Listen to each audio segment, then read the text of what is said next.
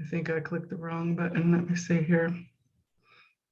I still have to get the hang when I'm doing, you know, with the Zoom, you have to marry it to the stream key in order for it to recognize. Oh yeah, I think it sees us. I think I clicked the wrong button. Let me see here. Oh. I still have to get the hang when I'm doing, you know, with the Zoom, you have to marry.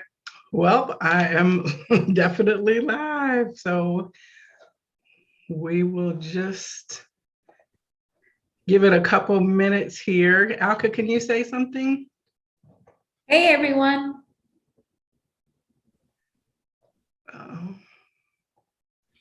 You don't hear us? I am, there we go. I had to go, I muted too much. I muted too much. Yeah. But now you can hear us, right? Yes, I can. Perfect. All right. We'll just give it a moment here.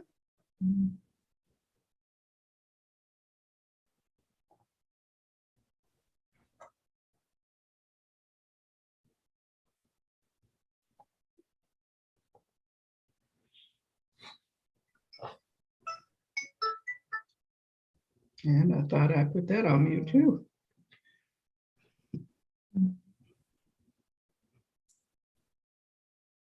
See how the colors come out. Oopsie, we have runaway crystals. Oh, look at the green. It'll be fine. Yeah. This one.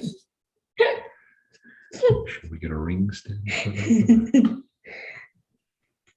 All right, I think that, ooh, you're just tempting me with the Larimar already, okay? No Larimar on the table, actually. This one is Garnierite. Oh, now see, I've never heard of that. Okay, well, Mm-hmm. let's get our, it is 6:59. We'll give it just one more minute here. Yes.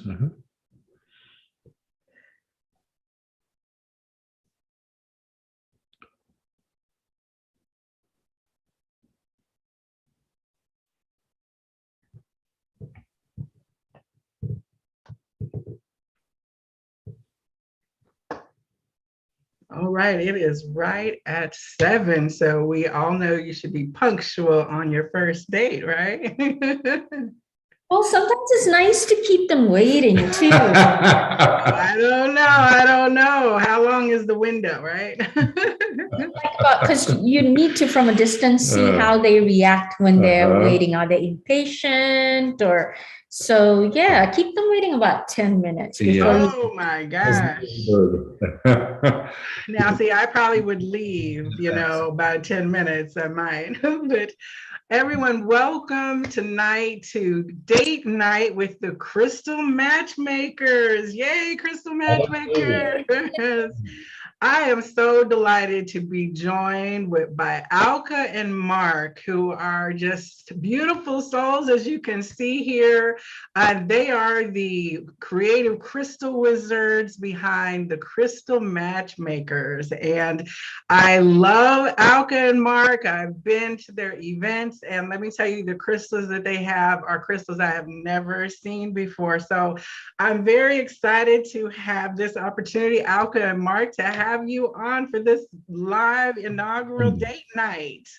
Thanks, Joelle. We love being here with you and adore you and love spending time with you. So thank you. And thank you for having us here to talk about something we love so much. So no effort. Yeah, it's like fun, right? When I put my post, I said, you know, do you love crystals like I do? And if you answer yes, it's like there's always room for another crystal in your collection. Like nobody ever turns down crystals when you really love crystal energy. So we're definitely not monogamous when it comes to crystal connections, okay? No. That would be impossible. We're polyamorous, if I was that's the going to right say word. polyamorous.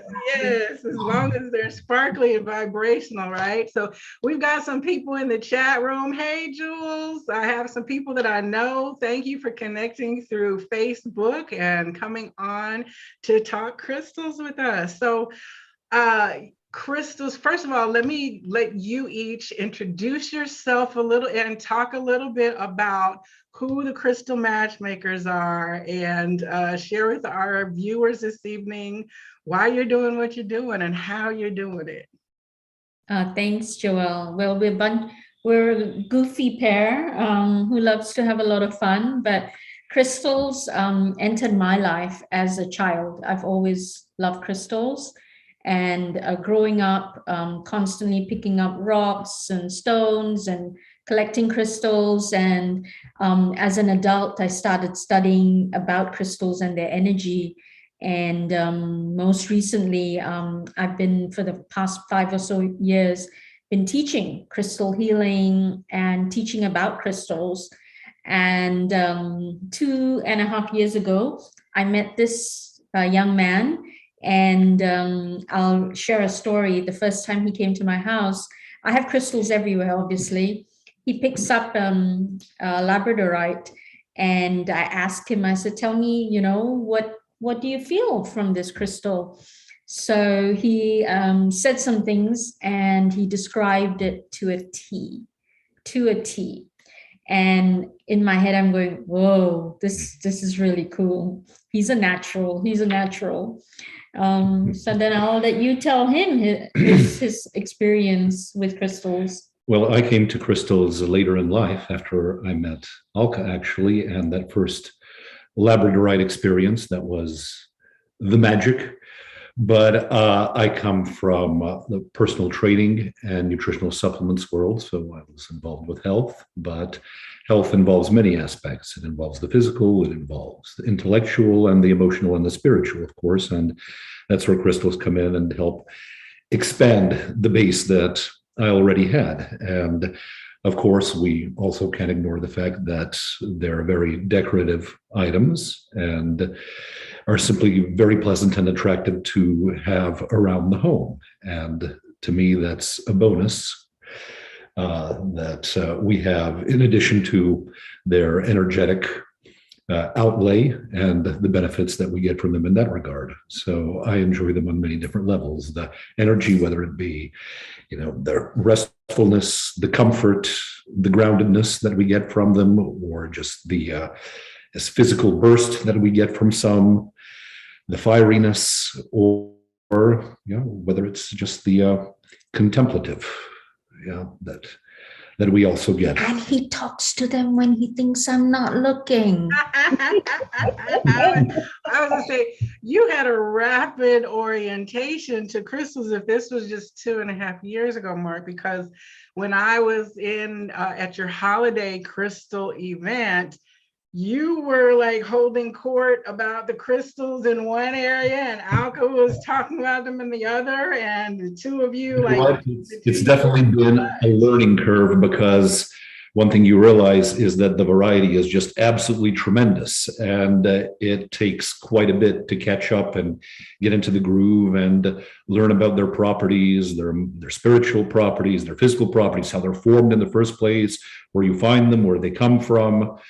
And then just it's a great joy, I have to say, in not only learning, but in bringing them to people so that they can discover these things for themselves. And especially we get a lot of pleasure from bringing more exotic and unusual crystals. You mentioned, of course, that we don't want to neglect our quartzes, our clear quartz and rose quartz and so on, but there are also a lot of other crystals that many people, I think, love to learn about and don't necessarily know. And we try to bring these to them and, offer them something to complement the crystals that are commonly available.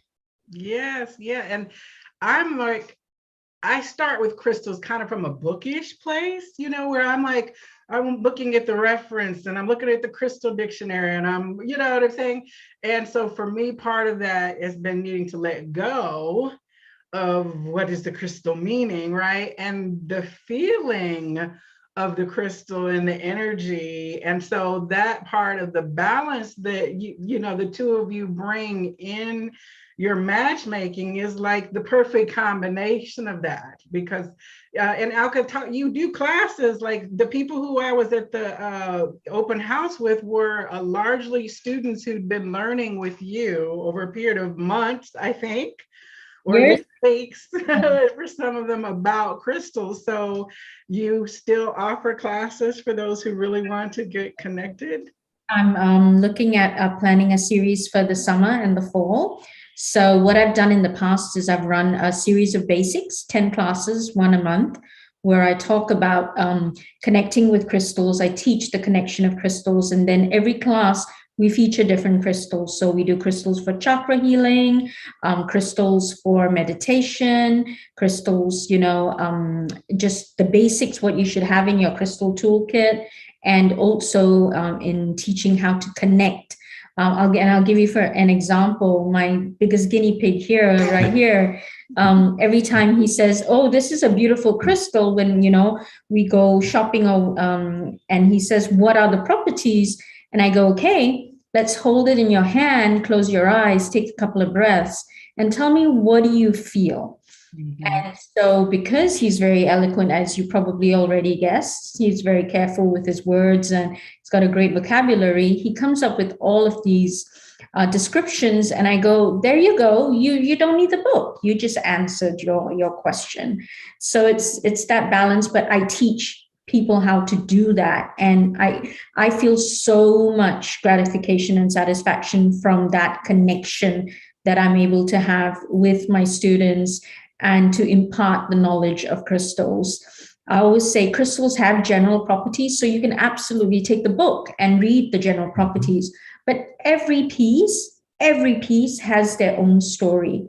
So I actually have a specific class on crystal stories where I get my students to focus on a crystal and learn their story and write their stories. I've had a couple of students write poetry about their crystal. I've had students, you know, tell me about past life information where that crystal was theirs in a past life and found them again. So we've had some amazing experiences in class, and that's something selfishly I don't want to let go of. So I do want to continue teaching. Yes. I mean, and you can't help but share, because it's like the joy in learning. We pass it on to others, right? It's like, "Oh my gosh, look what I just found." And, you know, so, and you're like, "Oh, let me show it to you." And then the story is passed along to the next person. So one of the things that I always tell people who ask me, you know, what crystal should I get? It's what you were talking about, is like, when you see the crystal at first, there's a vibrational attractiveness to it that is like, "Oh, okay, something has drawn me in to be engaged with this object." Even now you can find at Marshall's and Ross and places like that, big old chunks of vibrationally, to me, they're vibrationally low, but they're pretty to look at, and they're a starting point for people to begin to say, "Oh, I think I would like to have that in my home." So it can really be as simple as that in terms of a crystal coming to you for a specific need, especially if we're looking at amethyst and rose quartz and things like that.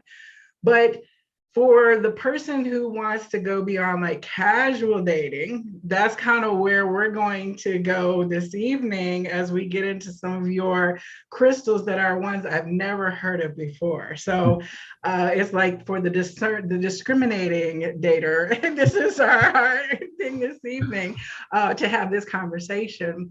But the Crystal Matchmakers, so you all have an Etsy store, you have your Facebook, you're on Instagram. I know you've done live things where you've been running opportunities to connect with crystals on your IG, because I caught one a few weeks ago. And so, like, what are your activities that you're doing in terms of connecting people on a day-to-day basis with crystals? Well, right now we've decided for a little while to focus on our Etsy store. It does take a lot of time to picture, photograph these beautiful crystals to their adequate beauty and put them up on Etsy. So we've been focusing on that. I wasn't feeling well for a while, so Mark's been running the Etsy store on his own for a little bit. But we are planning monthly lives as well. So we'll announce those in a bit, and are looking for other avenues and ways using social media to try and bring our crystals out to everyone. Because when we go at, crystal hunting, we're very clear about getting crystals that we feel belong to other people. Every time we get something, it's always, in my mind, oh, I think I know someone who would want this, or people who would be attracted to this. Sometimes, of course, I find pieces that I keep for myself personally. And then I realize I have to write about it, because that's another project I have in the works. And it's writing a crystal book, crystal stories. And another speciality I have is crystal combinations. I tend to make packets for people. We sit down on a consultation, they tell me what they're going through. So when they go, oh, I need a crystal, what do you recommend? So, we've got crystals who keep falling and wanting to show themselves. Charlie wants to be seen now. Yeah. What is that crystal? This is called a garnierite. It's or green moonstone. Oh. I thought at first it was Larimar, because through the screen it had that kind of signature blue ocean kind of thing. It's more Garnierite. But what is Garnierite saying to me other than take me home? Well, and you can see there's a lot of that moonstone flash. Garnierite connects your heart energy center to your womb energy center. So if you think of moonstones to do with transformation, but moonstones to do a lot with fertility and woman,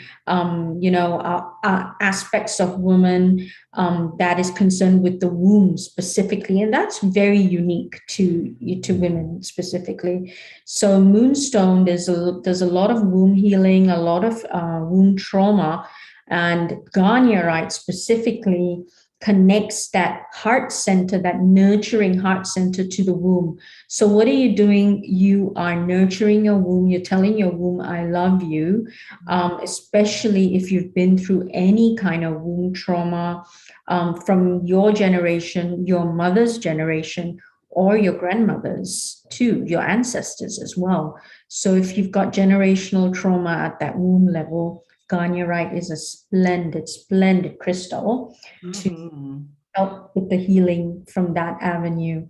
You can either place it right at your root chakra, or you can, put it on a stand and meditate with it. But connection to Garnierite can be very, very deep and very, very strong. What happens, and so this is another thing that happens when someone says, you recommended a crystal and I couldn't stop crying. I thought that crystal's supposed to heal me. Well, you and I both know crying is healing, isn't it? Especially ugly crying. Yes. It's a healing at such a deep level. And so Garnierite, that's kind of my warning, as you will be emotional. You will have emotions. Emotions will come up. Triggers will come up. You may not cry, but other triggers, anger, anything else that's concerned with womb healing, abuse, anything like that, that is, that has caused trauma to the womb.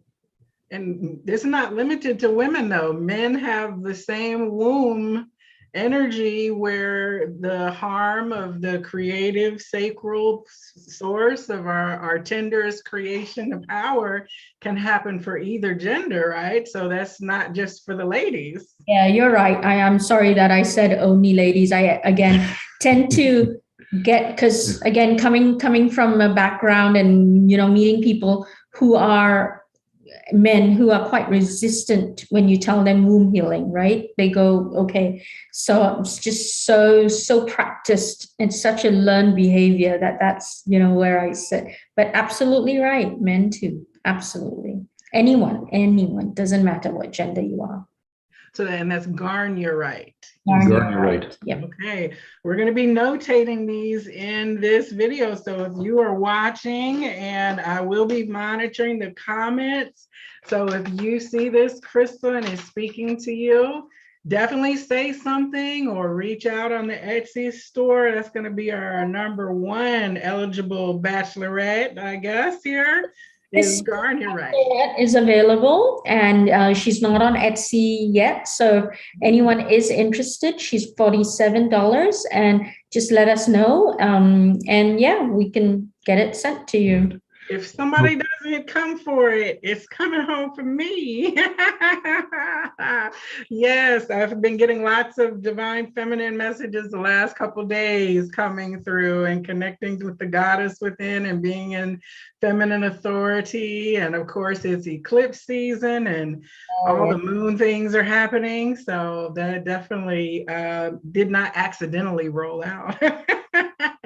And that's the other thing. People say, oh, I had a crystal and I lost it. I don't know where it went. You know, crystals, they travel, don't they? They go walk. I call it go walkabout. So they go walkabout, and sometimes they go walkabout, they never come back, or they come back when you need them the most. They've been of service to you. They've done everything they can for you and with you, and they need to move on. And a lot of the times my crystals move on because I give them to people. I have something in my pocket and I'll be having a conversation. And so I'll just take it out and go, here you go.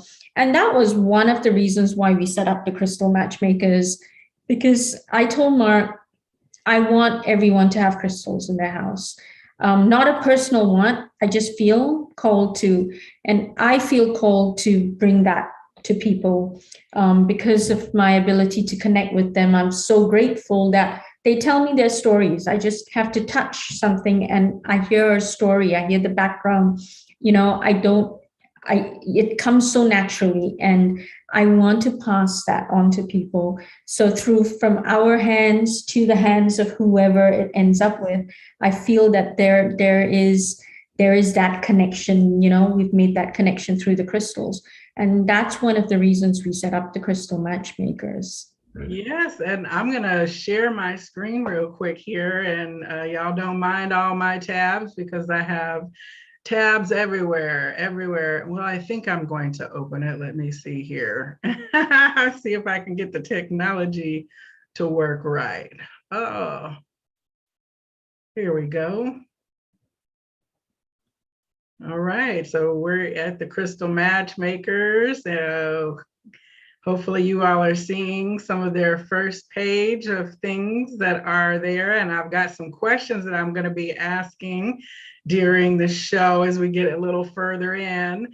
A good friend of mine who's going to be popping in, I think at some point, brought home one of your Larimar spheres. Yes. Your last online sale, and I got to touch it at her retreat. She had a Woosah weekend retreat up in the mountains, and the Larimar joined us for that experience. And I know that people were having private moments on the patio staring out into the woods. At least that's what I was doing. I think there were a couple other people who also had encounters with the crystal as well. But as you can see here, they've got a couple pages that rose quartz there has been also kind of calling my name, and I'm thinking, do I really need another rose quartz? And I'm like, can you have too much rose quartz? Can you have too much soft love in your life? No, not really. You know, so you know, it's like is this an addiction, or is it I don't think it's addiction, because I'm not you know, spending beyond my means, first of all,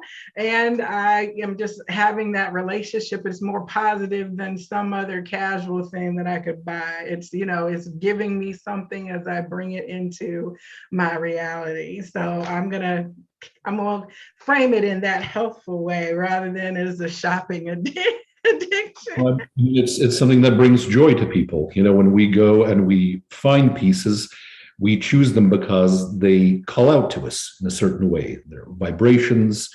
They have a story that they want to tell us, and we're there to listen. And if there's something that we identify with in that story, then we pick it up because we feel that other people might identify with it also. Yes, and you've been all over. You like, Enjoy when they do, when they find that particular piece and they say that it's something they've always been looking for, something they've always wanted to add to their collection, something that benefits them in some way, whether it be, again, physically or spiritually. And when we bring it to them, it's like the story has come full circle, that the crystal has made its way to the person who's really looking for it and who really needs it. So that's why we choose our crystals very carefully. We don't simply buy them in bulk, or just stick our hand in a bag and see what comes out. But we look for specific pieces.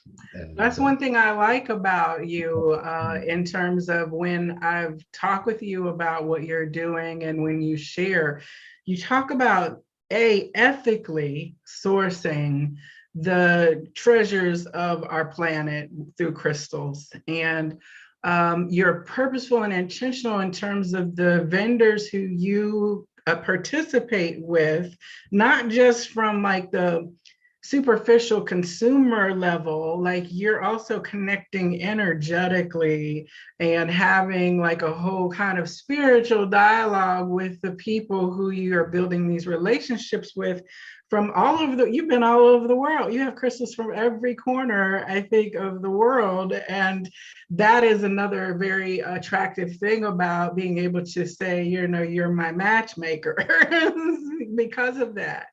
Absolutely, Joelle. I think one thing that we've learned and brings us pride is meeting our individual vendors, getting to know them, getting to know their stories as well. We went to the Denver show last year, and we met so many vendors from Peru, from Africa, from Madagascar, from Morocco, and it was so great connecting to them. And I'm not shy to say, if there was someone we didn't connect with, we didn't really engage with them very much. We tried. There were a few vendors we really tried. Some really famous vendors that I read about. I said, "Oh, let's go and meet with them," but we didn't have a good experience with them, which we didn't feel bad about walking away and saying no, even though they do have some beautiful pieces. We'll, let someone else get them. We don't connect with them. Right. We met this lady from Argentina that had Argentina rhodochrosite. And that's where the best rhodochrosite comes from. You met one of our pieces. And she was so lovely. She was so wonderful. Mark speaks Spanish, and they were going on, in dialogue. And she had such great stories. And it was so great picking the pieces from her, because you pick a piece and she says, that piece, my brother's friend got it from there, and she just had a story, and it was personal, and it was someone picked it up, someone she knew picked it up and washed it and polished it and took care of it. And then we met some Peruvian vendors, such lovely people. I've been to Peru, and I'm in love with the country, the food, the people. And so that was another connection there, talking about the pyrite that comes from Peru, the just all of the pieces that come from Peru and the pieces we got from the vendors, just so wonderful. And they're family businesses, which we love too, because we call ourselves a family business. So supporting family businesses as well. That's our goal and objective. By the way, I wanted to point out when Mark was speaking earlier on, how he said, we hear their stories, and so hearing the crystal's stories. So someone's beginning to hear stories too. Yeah, I mean, that's part of, for me, I love that part, so I would rather go to shop with you than to just go on the wall somewhere and pick something out, which has its purpose. But then, if the vendor can't tell you the story, you still have the opportunity for the crystal to communicate with you as well. So I love like you said, the family connection, the oral histories, the passing on of the lineage or the journey that the stone has taken. Because let's be real about it. Some of these crystals have been dug from the earth. They've been then shipped and moved around to get to the place where they can enter the logistics stream. They've passed through bags on donkeys and rivers and streams to be washed before they ever even make it to a polishing point. So, you know, there's lots of people on the lower end of the economic scale, and honestly, who are mining and doing this work that ends up being thousands upon thousands of dollars of certain pieces that go to support back then that community that is giving their precious resource and doing the labor. So I personally it's like conflict diamonds. Like, you would prefer to have your materials coming from somewhere where it is not continuing to exacerbate an inequality situation in the country or community where the resource is coming from, you know? Yeah, absolutely right. I mean, we try to know as much as we can. We do realize and recognize we can't know everything, or not everyone is so forthcoming with their stories. And that's when then the connection to the crystals grows. That's when I sometimes sit with almost each and every piece we get when we're unwrapping or when we're packaging. And I go, tell me your story. And that's where the book comes from as well, because sitting down, we got some pieces from South Africa. That's our new addiction, Africa, crystals from Africa. So we've been trying to source and trying to learn about a lot of these. And this one is stick tight with serpentine. The purple is stick tight. Yeah. And sitting with them, and I haven't worked with stick tight so much. And you know, just having her in my hand and feeling all the feelings, and then I start writing about her. She tells me her story. They all tell me their story, and I say, when you're ready, we'll post you. But if you're not ready to go yet, we'll hold on to you for a little bit so that we can, you know, I can write the stories. And so that's where a personal relationship develops with each and every piece as well, because they sell on Etsy, pick them up, and then I'm having a chat with them as I'm packaging them, and Mark's having a chat with them. And we treat them as our family. We treat them as, you know, with love and care. Whoever you're going to serve. And once you no longer can serve, then you move on, or don't move on, stay with that person. So that's why, again, the whole matchmaker thing, you know, we want to match you with the best, because we know our family so well. We want to make sure we match you with the right family member, you know? Yes. I was gonna say, if you are in the chat room here on the live and YouTube, please comment if you are curious about a crystal. If you have a situation and you've been thinking about, you know, I've been really feeling I want a crystal, and I'm getting ready to move somewhere, or I'm getting ready to go for a new job. I've got some creative endeavor. I'm having stress in my family. I'm having anxiety, like whatever your, you know, circumstances, please drop it in the comments and we will get to matchmaking for you. Don't be shy and be a wallflower. They've got something in their arsenal for you. So I thank Ina and Jules, both of you, for being there. I love the community of people that I'm connected to, because they're like me. They're interested in the same kind of stuff. And so that is a beautiful connection to bring forward. Yeah, any questions you have, if you have questions around how to connect, and you know, how with the crystals you already have, just go ahead and ask. I mean, I love answering questions about crystals.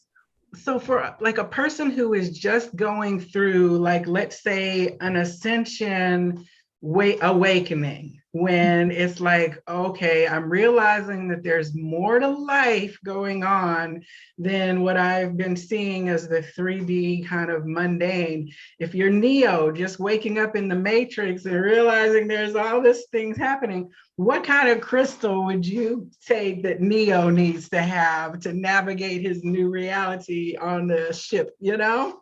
So one that I've been working a lot with is Charoite. Actually, I had gotten Mark a Shungite bracelet that he wears, since he's been, again, pushed and delved into this world to get a balance of this new world that he's navigating as well. So Shungite, this Shungite's from Russia. The best Shungite in the world comes from Russia. And we got a vendor with this amazing quality of harmonizers, which is so great to just hold in your hand and get the energy. But one thing about Shungite is that connection. So knowing and understanding that there needs to be a balance between the spiritual and the fact that you are functioning here in this world, but that you have that connection to the divine, you have the connection to spirit, that you are a soul body, and balancing that trauma between knowing and understanding that, you want to be in that space, but you're currently in this space, this human, this physical space. I work with Shungite a lot on the Zeal chakra, which is the chakra, the energy center at the back of your head. This is where all connections happen. This is where the plug to divine is hidden. So I work a lot with Shungite for the Zeal chakra specifically, to ensure that the Zeal chakra remains balanced, cleansed, and not blocked in any way. Never heard of Shungite. Here we are with another one. That's going to be number 3 on our list. We've got Garnerite, Yes. Shungite, and Shungite, right? Okay, and let me just say that the owner of the Larimar that you had, the Larimar Sphere, Stacy, has just popped into chat as well. Stacy, you might have missed it, but I talked about your Larimar being at your Woosah weekend retreat and bringing her energy to the women who were out there getting in touch with self-care out in nature. So it was perfectly aligned for that. So we've got quite a few people showing up here in chat, which is great. And so Shungite, and you mentioned that it is a harmonizer. Now I have a harmonizer pair that is Shungite and Selenite. So can you explain what harmonizer pairs are? So harmonizers are, okay, they're really give and take, like magnets, right? Push and pull. So harmonizers, you always should have a pair, one in your giving hand and one in your receiving hand, to make sure that while you're receiving energy from the more powerful one has to be in your receiving hand. So while you're getting energy from the piece from your receiving hand, it's transmuting anything you do not need into the one that is the giving hand. Shungite is very good for that. So I actually use this harmonizer, Shungite and a Shungite as my harmonizer pair. So when I work with it, you'll feel that there's a constant movement of energy into your body. So you're receiving, and what you don't need is coming out. You're receiving, and what you don't need is coming out. It's a great way, like, you go for your run in the morning. This is a great way to give your energy a run in the morning. So, to start you up for the day. It can be very, very powerful, especially if you're partnering with some Shungite. My first harmonizer pair I got nearly 20 years ago, Shungite and Selenite, which is also a stone from Russia. We actually are sourcing for some because it's really a powerful angel connection stone. So that was the first pair I had, and the experience was just divine, working with the harmonizers. Then a couple of years ago, no worries, I was introduced to Shungite harmonizers, and I got a pair of that. But I find that instead of using both Shungite, I think I have Shungite and granite. I tend to use the Shungite and the Shungite because it's so much more powerful for me. Yeah. I find that I switch them. Like Yeah. I'll sit for a while with one and then I'll, switch them out. I Yeah. put them in people's hands like all the time. I have mine on my coffee table. So even Friday, the maintenance man was here working on some stuff and I could see he was kind of curiously looking at some things. And so I just said, here, hold these for a minute, because I was trying to talk to him about the fact that he goes in people's apartments all day. So the environment, he has no control over what he walks into, right? And what people's energy is in their home. So I was talking with him about selenite, keeping a palm stone or a wand or some kind of protective stone on this person to help him be more grounded in himself and to release those things and not carry that with him when he punches out of the clock. So I had the harmonizers just sitting right there and he was like, oh, yeah, it is doing something. I think I feel it, so it was like a great talking point to have it sitting out there, right? So I think he's probably going to get him some selenite and shungite. So he has young kids too. So he was very interested in helping to be in their home, protective grid kind of. I talked to him about how he could just kind of set a little grid around his house to work with his family. So that's cool because it happens, like you said, Mark, you're like working out and you're about your physicality and physical fitness and stuff. And so, for you to sit with the person and all of a sudden start talking to him like, well, I know you need to do 10 more reps, but I think you should also get you some black tourmaline. You know what I'm saying? That's pretty cool.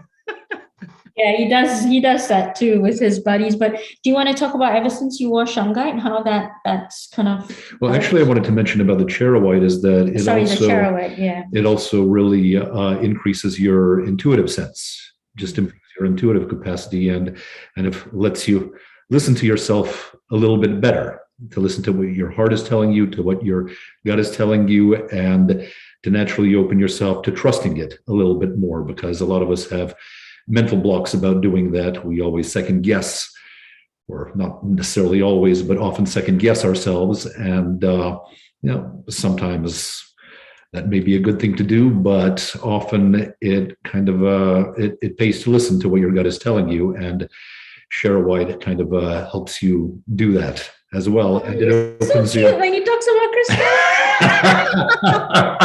But see, that's the new divine masculine, right? I didn't even realize I said anything. It's the new divine masculine, right? Like he's like, okay, yes, I'm fully masculine, but I have no problem being assisted to be in touch with my inner emotional self. And so that is the more balance that we're evolving to as a society. So I can't tell you how happy I am when I see young cats twisting wire wraps and copper wraps for crystals, dropping knowledge on Instagram, crafting, selling, purchasing, purveying, being in the entire economy without it being a patriarchal capitalism transaction. This is really, you're in this for, it's an economy, but it's an economy that is about health and wholeness, not just dollars and bucks, So we've got more people popping in the chat room. We've got Tanya, aka Gooba. We still have the other folks in there. So I do know we have to bring this around because I waited till Tanya could get home. Brucite. We want to see the brucite and we want to hear about brucite. Oh, It looks like just a little piece of sunshine. Oh, okay, wait, maybe it's not. What's the yellow bubble gum look? Is that it? This is it. Mm-hmm. This is it. Okay, the light is not as bright, I think. The light's not very bright, but this is not the one that's posted online. The one that's posted online is slightly yellower, but this is as in oh gosh, the energy. Okay, so this hits here, just at the solar plexus. Brucite is your solar sunshine for the solar plexus. You know how we talk about citrine being the stone of joy, the stone of prosperity, but brucite to me is so much richer in its provision of joy. its provision of healing of the solar plexus. So you're talking about healing guilt, you're talking about healing anger, you're talking about healing the liver and the gallbladder, you're talking about, any digestive issues. When we got this batch, I was carrying a box the whole day, because we got this whole batch in the morning one day, and I decided that, okay, that's fine, I'll carry it throughout the day. And my tummy was giving me all kinds of messages, and it just kept going on and on and on. And it did get upset at the end of the day. I did have a tummy upset, but I knew it felt like a purge of my system. It felt like, it was a cleansing of my system, that something was working in there. So brucite is relatively not easy to find.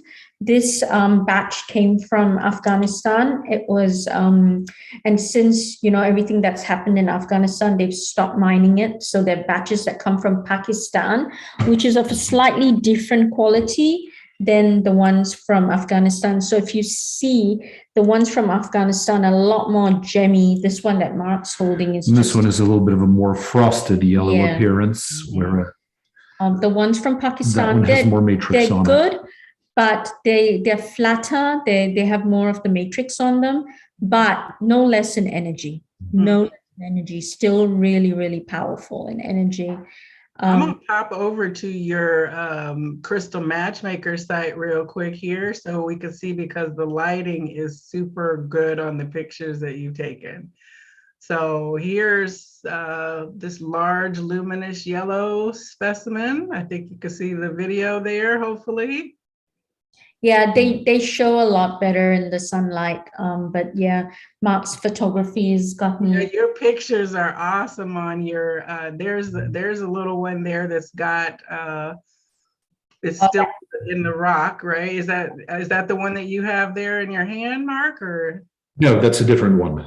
Yeah, because the one you have is more frosty. I think I could see the sheen on it. Very slightly. Some have a more deeper yellow, almost sunshiny appearance. Others are more of a frosted yellow appearance. And some are lemon yellowy. Correct. Yeah. Yeah. So in terms of the range of pricing for the brucites that you have currently available, what would be the range from about $30 to about I think this one's $160. The one that we have on our Etsy store, I believe, is $274. So and then we have one. Yeah, we have one that's even larger, and it's I believe $390. Yeah, I think that's our really most big expensive one. But we do have brucite specimens that are $30 as well, $30-$40. So there's something for everybody, really, of your budget. And I have people who are saying, oh, I love Alka and her mate together. So beautiful to see you. We've been waiting for the yellow crystal to show up to the party. Yeah. Oh, yes. Difference between the Pakistani one and the Afghanistani one. Really what you connect to. My first ever brucite was a Pakistani one. I was really, really connected. I felt really connected to that pace of yellow. But now this piece, I just love. This is one of my favorites. I just sit with it for hours in meditation, and its impact is really immediate, a lot stronger, especially if you're looking at I've had, inflammation in my digestive system. I've always had digestive tract issues, and brucite has been one of the miracle drugs, miracle stones for me, and problems with my inflammation and things like that. Yeah, I know a couple people who would take that prescription and probably do very well with it. Yeah, I mean, the bright quality of it really makes a difference, because it releases negativity. It helps you release old behavioral patterns, thoughts, emotions that are not helpful in your current situation, that aren't serving you in your life. And It allows you to let them go and instead open yourself to receiving knowledge or spiritual guidance and joy, like Alka mentioned. This serves a lot of people, and that's why it's so highly sought after by many. Yeah, it's like sunshine on a rainy day is what I keep hearing. Like, you know. And if someone's really can't help but have joyful thoughts when you look at it. Wire wrapping, this would be a really nice centerpiece pendant. Like yeah. And just as you said, joyful, somebody in the chat said it feels like joy. Passing joy, everyone here, partake of all this joy. Yes, that's so beautiful. And when I came to your open house, it was like just a cornucopia smorgasbord. And I think citrine I was like, oh, look at the citrine. And you're like, no, that's not citrine. If you look at it closer, and then you gave me a little education on that, you know. And I have had like been at a retail store where someone was like, they were able to tell that it was not real citrine. So like crystals that are not crystals, let's talk about that real briefly here, right? About opalite or moonstone is a controversial one because, well, you could share about that. Citrine, that's not really citrine, and dyed agates, which are beautiful in and of their own right. So, you know, don't let me, you know, aqua aura, crystals that are treated with the process that make them have certain shine. So let's talk about that arena. Absolutely. It's funny, you know, this is again another story. I'm full of stories. I got introduced to brucite the first time because someone said, oh, you know, citrine's running out. This is a great replacement for citrine. And I went, there is no stone that can replace another stone, but let's try it anyway. Brucite's not a replacement for citrine, but brucite definitely has its own qualities. Speaking of replacements for citrine, citrine is running out. There are deposits of citrine now that are very low in the world, and oftentimes pricing is an issue. Real natural citrine is very expensive. And so a substitute, because as you know, citrine is a quartz family, right? Quartz is clear. When quartz is they're mixed with certain minerals and metals like quartz and manganese becomes rose quartz. Quartz with iron becomes yellow, and then that yellow citrine turns into purple amethyst with more heat. So, the other way around. Amethyst turns to brown and, excuse me, yellow with more heat. Sorry, got a caught in my throat. Throat chakra crystal. I put the brucite through my teeth. I know you did. I remember that. Yeah, saying purge it out. I got this big blue on my throat. So what they do is they take amethyst and they heat it really, really high heat, and it turns brownish, and they sell it as citrine. So that's not citrine. So the citrine that you get, the citrine geodes that look brown, are actually heat-treated amethyst. Citrine in its natural form ranges from a really light yellow to a brownish, smoky kind of quality. Smoky, exactly. We have some of the natural citrine kundalini chakras from the Congo, yes, in Africa, and they have a tremendous energy, lots of positivity, as citrine does not hold any negative energy at all, and it's definitely a prosperity stone. So that's one to watch out for where citrine is concerned. There's also yellow calcite that people are selling as citrine. There's also yellow quartz, which is different from citrine, that again, people are selling as citrine. So would the calcite be more of a milky or opaque rather than the quartzy, like a cloudy? I was thinking that because I have a Caribbean calcite somewhere, and it's, you know, it's definitely. It is a kind of quality to it. Yeah. It's a little more opaque than citrine should be, right? And then you have all the aura crystals, aqua aura, angel aura. So these are mostly crystals that have been dip dyed in metals. So they've been heat treated with certain metals, iron, copper, silver, gold, that give them that rainbow-like aura. A lot of these crystals have a certain energy or a certain element of power, where they talk about connection to divine, connection to angels, connection to mystical beings. I believe that they're not any less with the energy, but look at what they are at its base. Quartz. Quartz is a crystal that can mimic anything in the world. Quartz is your recorder.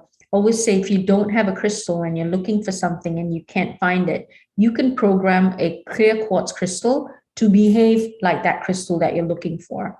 So if you're with all the auras that have been treated on clear quartz, they can make literally anything that they've been programmed to mimic. Then you've got auras that they make out of danbarite and several other types of crystals. And so it does not diminish the energy, but it does deplete some of its original energy to then, gain the energy of the metals and the interaction with the metals. Mm-hmm. And so those are natural crystals that have been treated. And then you've got man-made crystals, opalite for one. That is glass, it's man-made. And so that is being sold as moonstone in a lot of places, especially in jewelry, because oftentimes in jewelry, you can't see that, luster or that sheen that moonstone has naturally, that natural moonstone has. So again, with crystals that are created and lab grown or man-made, I always feel like Swarovski crystals, you can program these crystals because they can contain energy, but you need to continuously program it to do as you want to. Mm-hmm. So that's how you work with crystals. So, even in class, I teach how to program crystals as well, and how to work with, if you want to work with man-made crystals, especially in jewelry, how to work with them as well. Mm-hmm. I had some lock jewelry that was moonstone that it was attached in my hair. Oh. And I could feel it, because I would moon gaze. And of course I have moons all over my office, being very divine, feminine connected. Mm-hmm. But I loved it when I had that, in my hair. And I think it was like maybe a year or two after I had transitioned away from it, I bought a candle that was supposedly a crystal candle, and it had moonstone in it. And when I got down to the bottom of it, I was like, this is not the same energy product that I know as moonstone, to say the energy of it was completely different. And so that's what led me to start looking. And then I was like, oh, so there's a controversy about, is it, you'll see people say, it's not even a crystal. You're getting duped, you fool. You know what I'm saying? You'll see that. But that's the same thing with those, what is that really famous, expensive crystal that's kind of looks like sea glass? The aquamarine? No, these are ones, and Andorra and Dr. crystals. Yes, I know what you're talking about. No, yeah. So I don't own any. I've done a lot of research on it, and I still can't decide. So actually, that's one of my things I want to look for at this gem show, is to try and find one or find someone who knows about it to have a chat with them about it, because I'm just not convinced. I'm not convinced of everything that's going on. I know exactly, the name escapes me, but I know exactly what you're talking about. Yeah. There'll be like hundreds and hundreds and thousands of dollars, but I think some of the thought is that they're really like sea glass. They're pieces of trash or discarded glass bottles that have been fragmented down and ended up on the bottom of the ocean, which can be for, at this point, 100+ years, of course, glass. But through the processing, they have this beautiful sparkle and unusual shapes. And then the people who are selling them are like, they're galactic crystals, so I've kind of seen them have the energy, like I felt the energy of some, but others I'm like, I think that's a chip off of Yeah, I really want to feel their energy. I haven't, but like you said, I mean, seashells contain energy, right? Seashell, I feel, contain the wisdom of the ocean. So who's to say that these do not contain the wisdom of the ocean, because they have been, processed in some way or the other and polished naturally below the ocean. So I don't doubt that they have energy. I want to feel what that energy is, what that story is. And so that will help me understand everything that's going on in the net about this. So I can decipher for myself. Right. And then so like Herkimer Diamonds, that's the other thing that is in Herkimer, New York, the mine or where he was getting them, like it became a thing, which, I've seen people do divination with Herkimers, and all that, but like, are they diamonds? Like, They're really clear quartz, very high quality clear quartz. We bought some Herkimer directly from a miner. She and her partner mined the diamonds themselves in Herkimer, New York. They have a little lot that they go to, and so they go to these shows every year and just sell their individual pieces. And the energy of these pieces are beyond. I bought one for personal use, and I just cannot tell you the levels and the heights that I reach in meditation when I have this Herkimer with me. So she's kind of locked away in my safe because she is like a diamond, but it's real. Herkimers are really clear quartz, very, very clear quartz. And they have a very specific shape too. Like, aren't they like double terminated? Yep, they're double terminated. They come out, like that. So no one really polishes them. They've not gone through any machinery other than being, and Chris, the miner we met, she hand separates them from the matrix. So she literally, with her hand, uses a chisel bit by bit to separate it from the matrix. And so that's why it is so precious. And the energy, she knows the energy of each one of her pieces. So no, Herkimer Diamonds I can attest to the fact that their energy is just beyond. Yeah. I got one for my birthday, a Herkimer and a golden healer stone was gifted to me for my birthday. And it was like within like everything converged. Like I had an Akashic record reading that was gifted to me for my birthday. And it was talking about how I was going to be connected with crystals from the past lifetime that were part of like my staff that I was using, and artifacts that were my implements in that lifetime would be journeying back to me. And then that same birthday, I got a golden healer stone and a Herkimer. And I was like, okay, I hear you, and then I was at your house like a few weeks later, having you drop a malachite in my hand. And it was like a definite activation that the Herkimer ushered in with that turning 50 as well, it was big energy. Yeah, no, absolutely.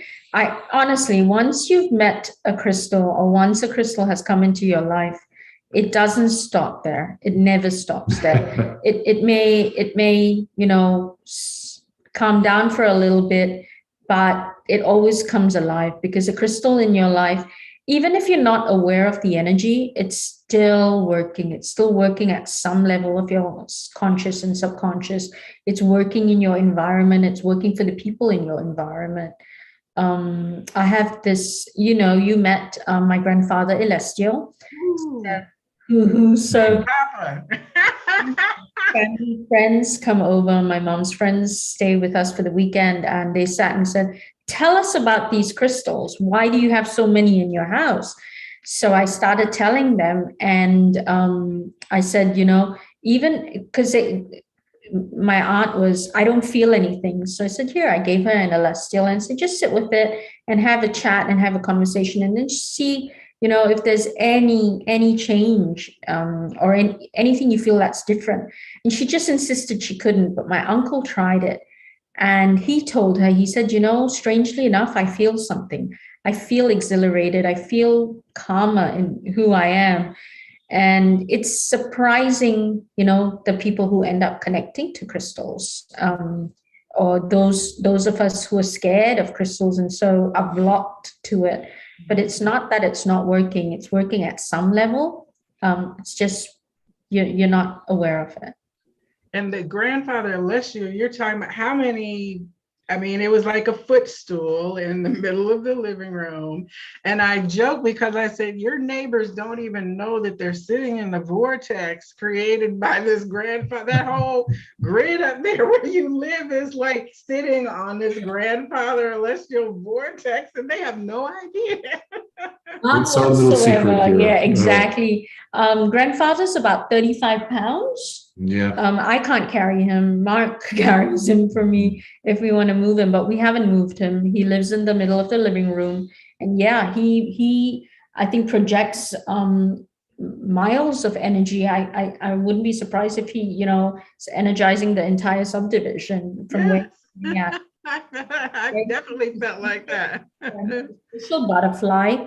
People come home and he's all about, come and touch me, come and meet me, come and talk to me, come and listen to my stories. He is the most social person in this house. Yeah, it's just nonstop jibber jabber all the time. Yeah.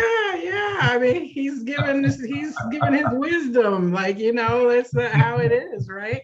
And everybody wound up kneeling next to him on the ground, like at different points of the evening. And then some folks got emotional. He was definitely the life of the party. That's for sure. He's a party animal. Yes. He's like, whoa, let's get it on up.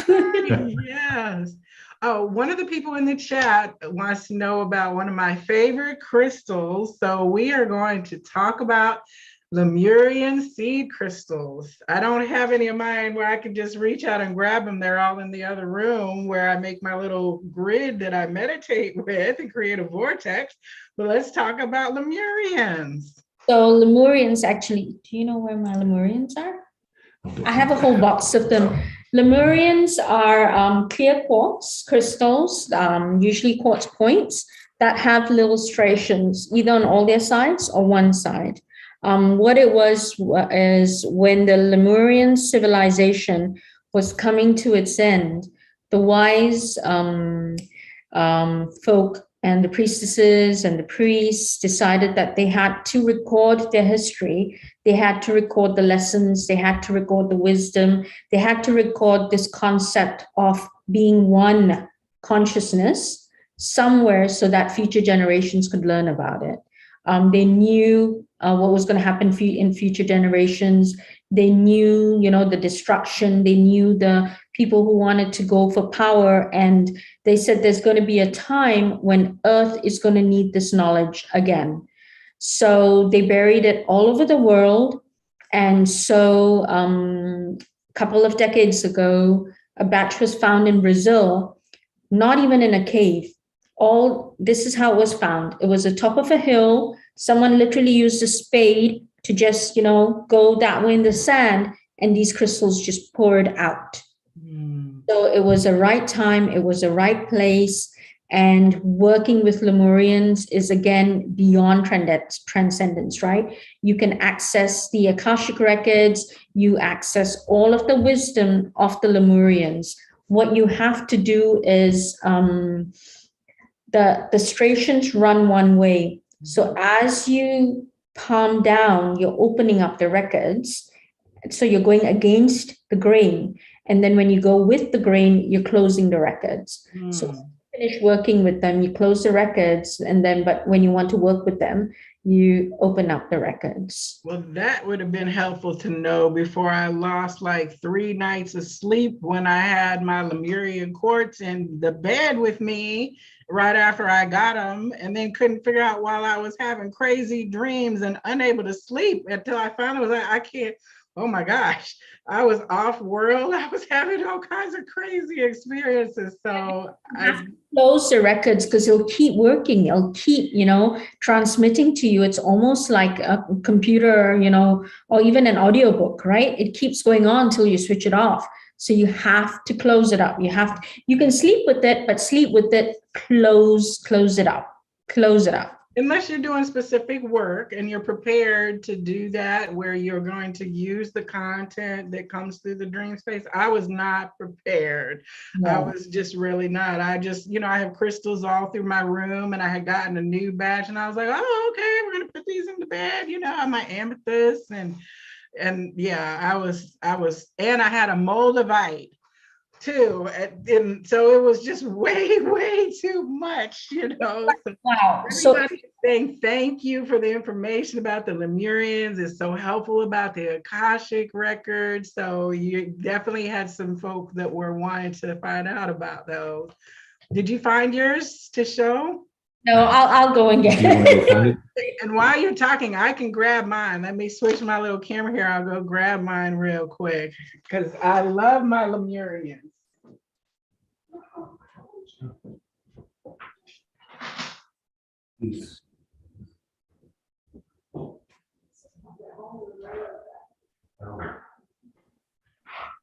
All right, so one thing that I did that I'll share, I am connected with the people who created the Lemurian Star Child Oracle, okay? And this is one of their designs that is intended to be like an altar cloth, but I got it big enough to where I could lay it on the floor, and I made a crystal grid out of it with my Lemurians. Oh, wow. I lay down in the center of to do meditation with my Lemurians. And that's, like you said, you can always tell if it's a Lemurian because it will have that one face where the grain goes differently. Yep. And so you have a lot of different types of Lemurians, right? This is probably your most common type you can find now. And you can see the striations on every face of this Lemurian. The original Lemurians that were found were pinkish in hue, the one that you're holding right now, from Brazil. And so is this one. So you can find, then you've got, this is a Colombian. Oh, that's so beautiful and clear. Very clear, but the lines are also you could see very, very clear lines. And then now, again, Colombian, they're selling them in clusters like this. Woo. Yeah, I know.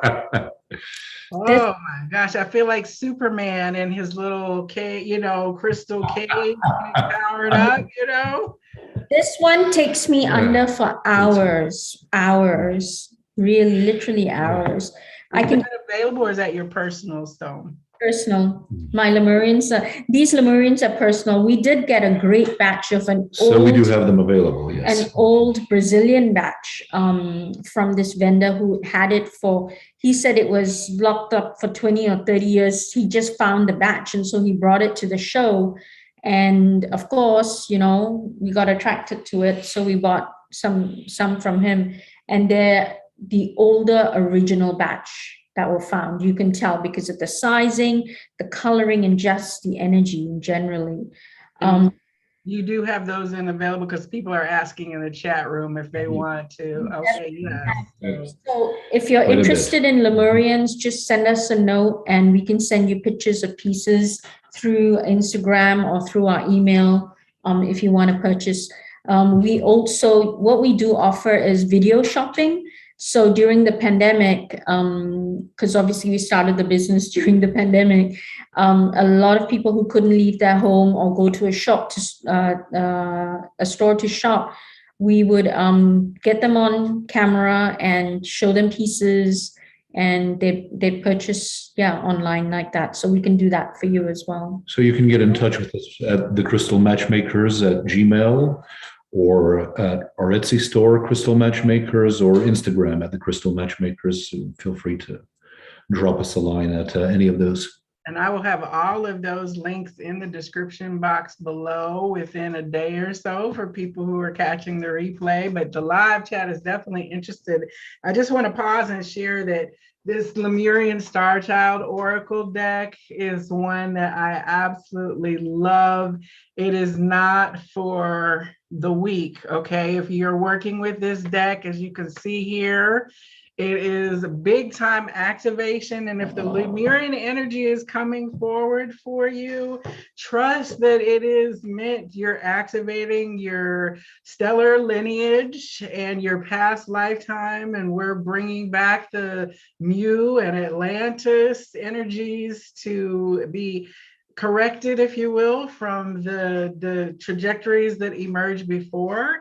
And so, you know, this deck is really very thick and the cards are quite awesome. See here, Cosmic Self. I love that. It's card number 7.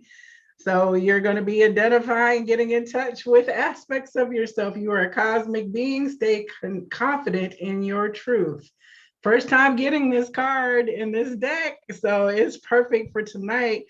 And I'm actually going to have the creators of this, they're from the UK. We're going to be doing a live with them as well, so they can talk about their vortexes and the art that they create, the light language that they create.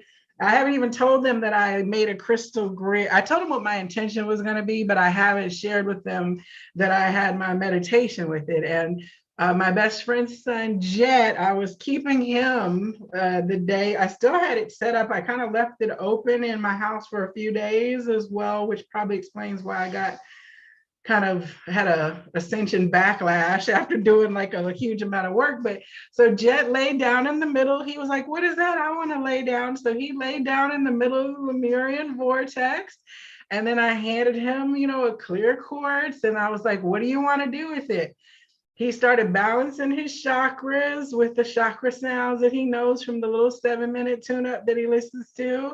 And then he was like, can I put it on my arm? I said, you could put it wherever you want it. So he had had a little football practice injury.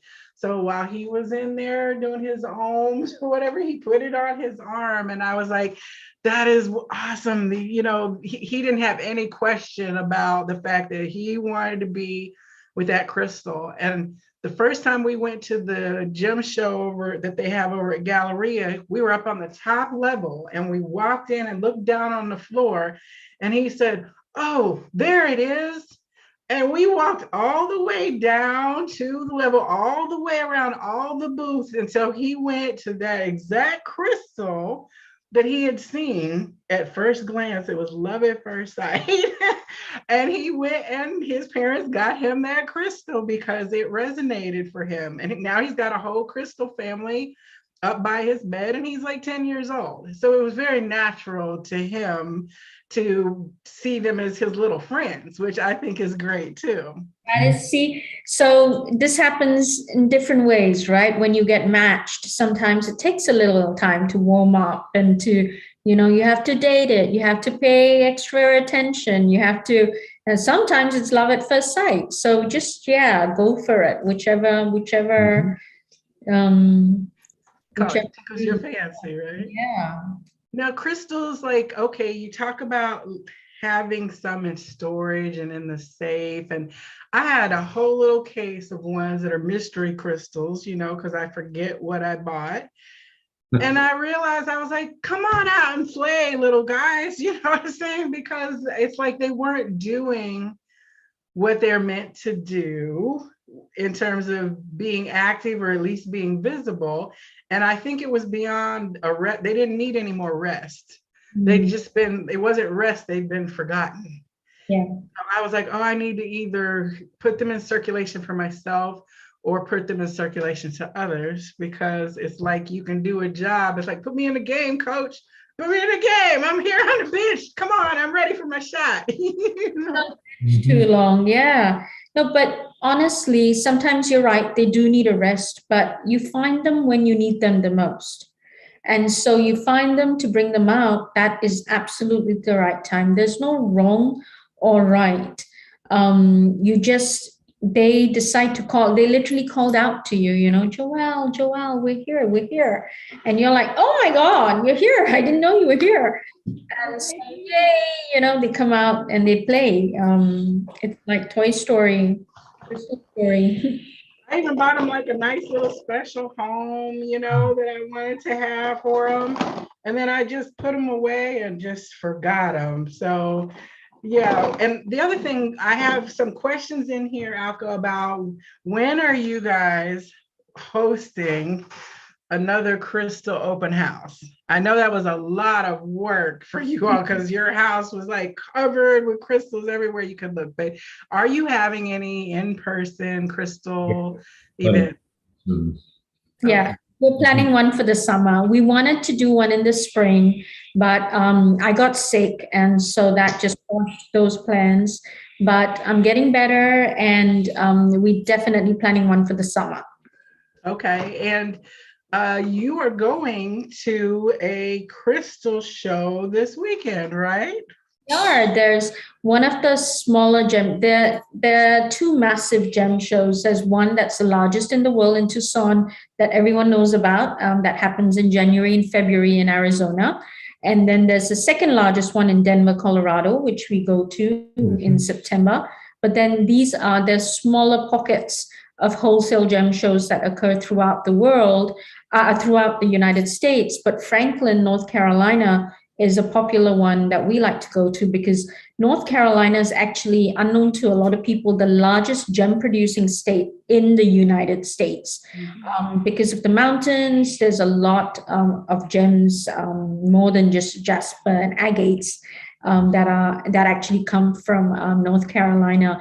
But a lot of our vendors who go to Tucson, go to Denver, come to Franklin as well. So we're looking forward to meeting with some of our vendors there and going there this weekend, spending a night up in the Highlands, and looking for really, you know, we've got a list of unusual crystals we still want to find. So we hope we can find some beauties.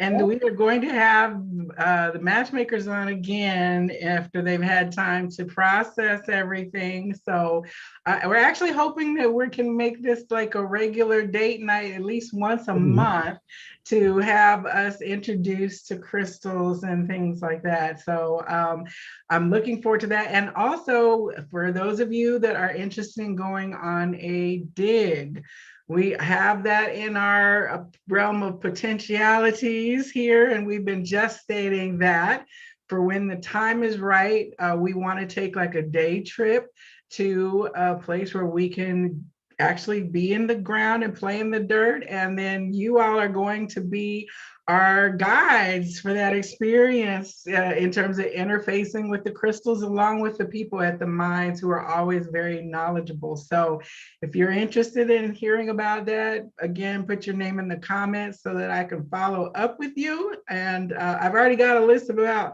10 people that are just waiting for us to say what the dig day is.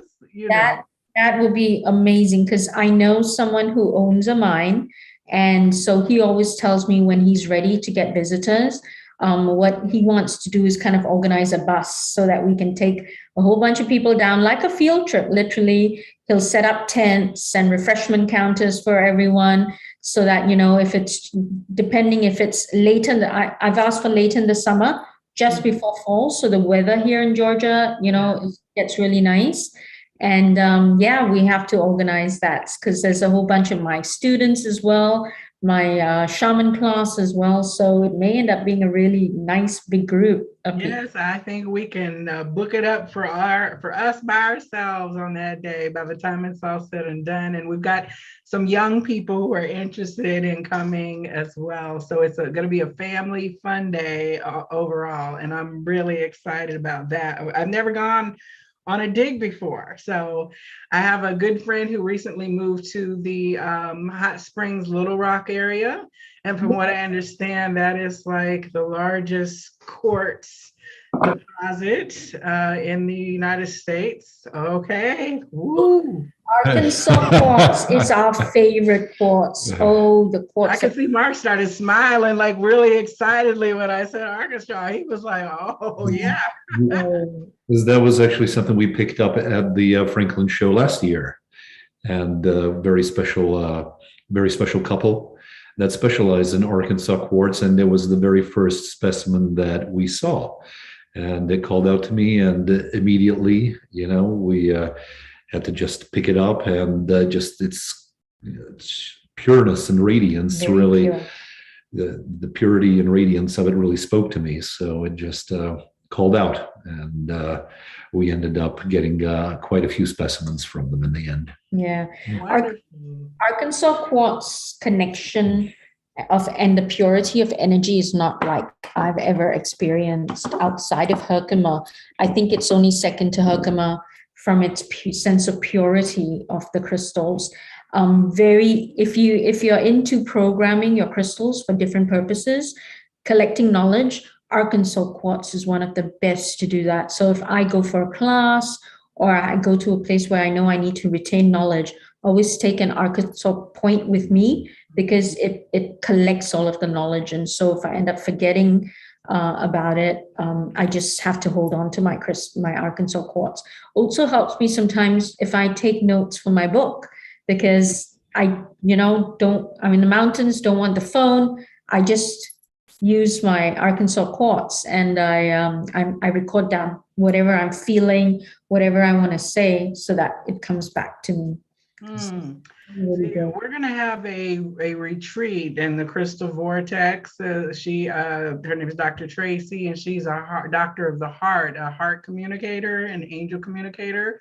So she's been called to anchor her grid point there, and now actually owns property in the Hot Springs area. And so part of that was like a return of her connection to that. And there is a lot of Earthkeeper work that's happening there, because that is where part of the structural crystalline ley line grid of the planet is embedded there and huge underneath the ground for a reason. So it's calling people back from Atlantean times to finish the work that they did when they deposited them there before the cataclysm in the first place. So it's super excited. Of course, we'll get to go to the hot springs and have time there as well. So we've got Arkansas. That'll probably be 2023 before we can get something like that together. But, I love this kind of high vibe tourism and, going to the mines and going to Herkimer, going to the gem shows. It's kind of the fun that we get to do when we're with our tribe like that, No,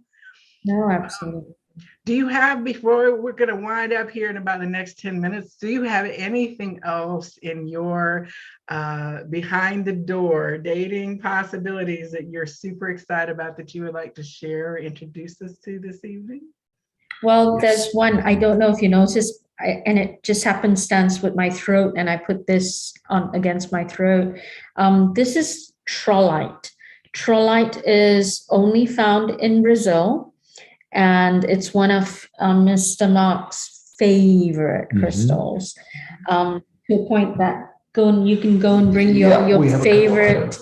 But with trollite, Mark says is the best actually when he describes how it makes him feel. But that sense of calm, that sense of quietude, and kind of a place where you slow down. And trollite helps you to get to that place of slowing down so that you can actually think, you can actually be, who you are.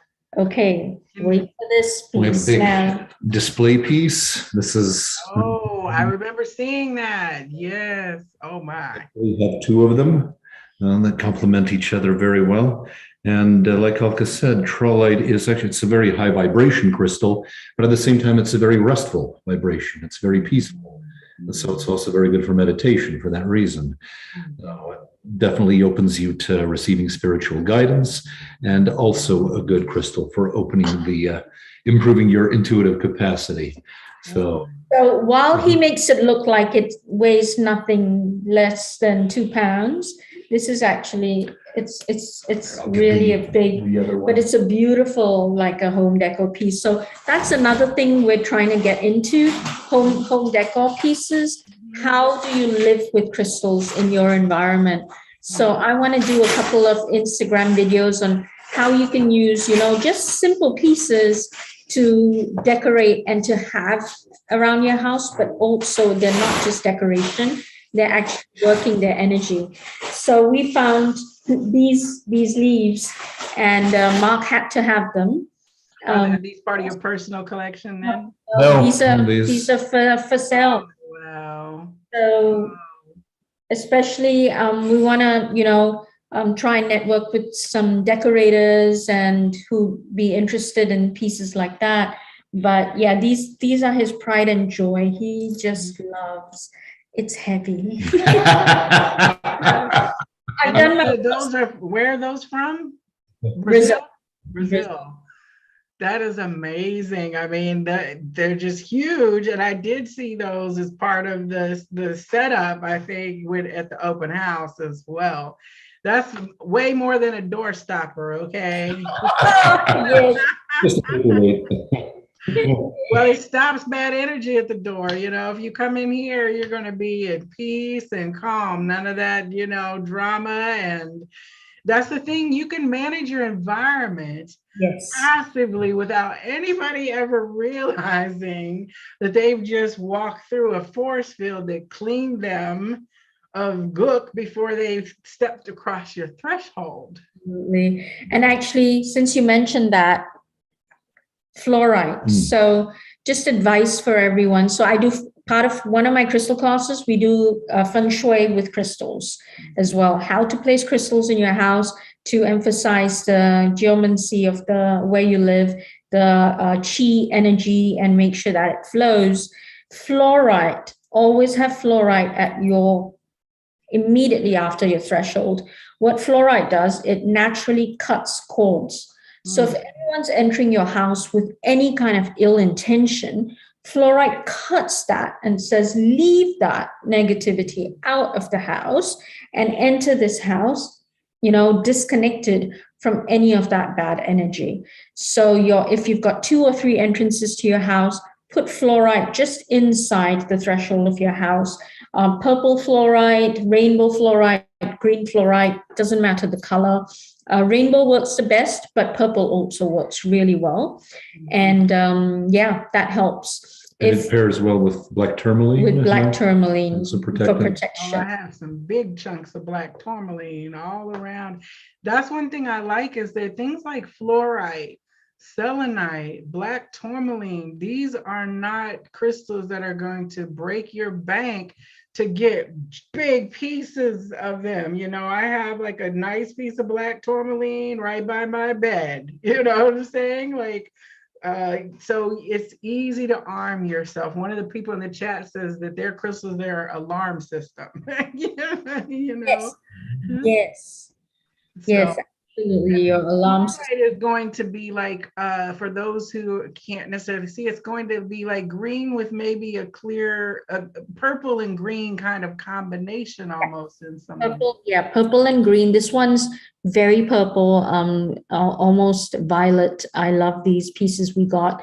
But yeah, most fluorite is that rainbow fluorite that's got blue, green, purple, and a bit of white. They're very pretty, but because of the high sensitivity, we have to clean them often, and they do tend to break if they contain too much. So that's one thing with fluorite. Fluorite tends to break.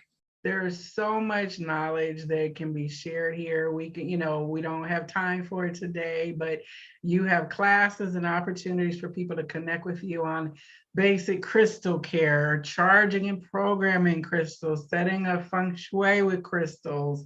There's just so much that you all provide beyond top-notch retail experience in terms of purchasing. So I can keep going and talking, but before we go, I've got a mystery crystal. That's another thing that I want to arrange with you, is in-person mystery crystal night where you help us who have forgotten what we bought go through, and we're going to have little label kits so that you will be able to, we'll have everybody with something like this so that when you leave, you can put your little handwritten label in there and maybe a crystal story or something like that, so that you know what you have, because I don't know. I knew when I bought them, but I don't know anymore. But like this one here is like a green with, I think, like maybe a apophyllite or something. It's got like it looks like green tourmaline to me.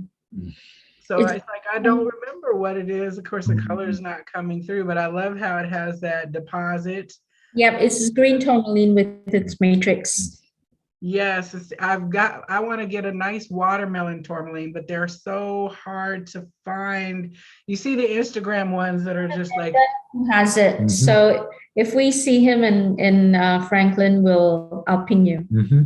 And so also anyone, if you are interested in having like go and find a specific crystal that you've been like, rhodochrosite is one that continues to pop around my energy, but you all can contact the crystal matchmakers as well, and you can procure when possible, and this is a trusted procurement source as well.